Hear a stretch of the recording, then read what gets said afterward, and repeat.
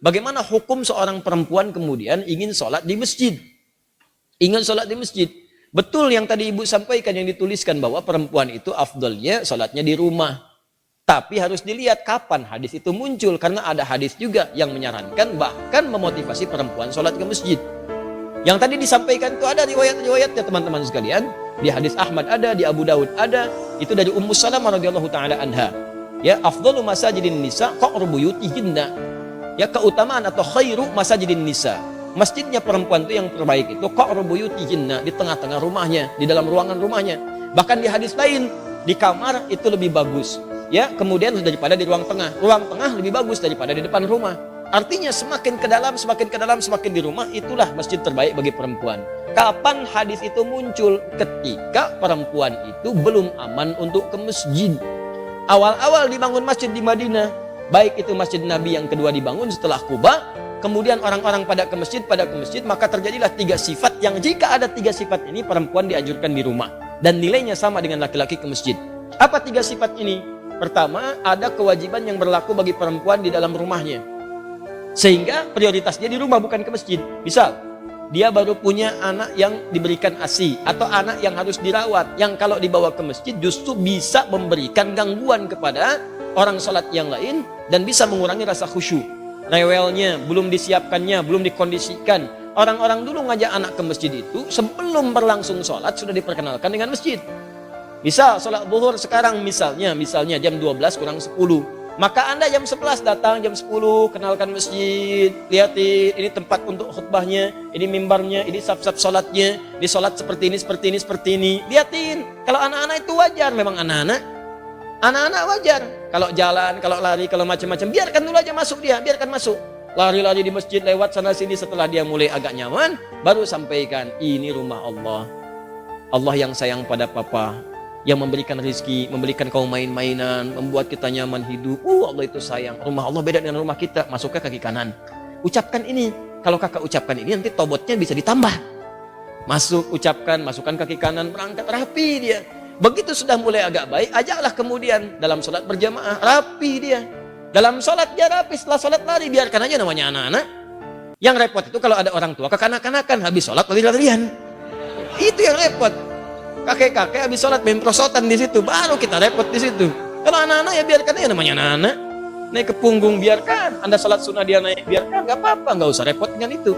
Ini orang tua sekarang repotnya, mohon maaf di rumah disuruh ke masjidnya bukan untuk sholat, malah disuruh main. Kalian ini rame aja di rumah, main sana ke masjid, ya main dia di masjid. Jelas ya? Maka itu poin untuk pentingnya. Maka yang pertama, kalau ada tugas perempuan di dalam rumah, memang hanya perempuan yang bisa mengatasi, maka yang afdol itu di rumah, jangan paksakan ke masjid. Suami dorong ke masjid, anak laki-lakinya dorong ke masjid. Dorong ke masjid, investasikan. Ayo anak ke masjid, dorong. Antum yang perempuan di rumah.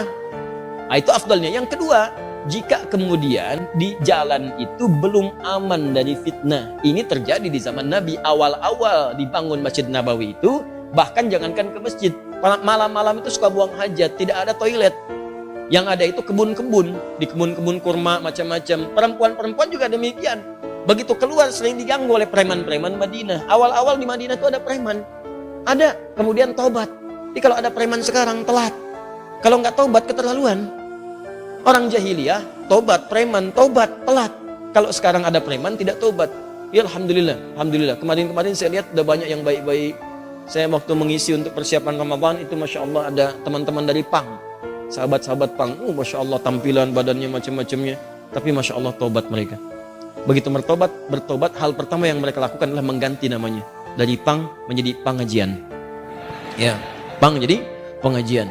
Tobat. Nah itu diganggu perempuan-perempuan itu, sering diusilin. Sampai bahkan turun ayat tentang jilbab. Ya ayuhan nabiyyu qul li azwajika wa banatika wa nisa'il mu'minin yudnina min jalabibihinna. Nabi, katakan pada istrimu, anak-anak perempuanmu dan perempuan-perempuan yang beriman, sampaikan pada mereka, rendahkan jilbab-jilbab mereka.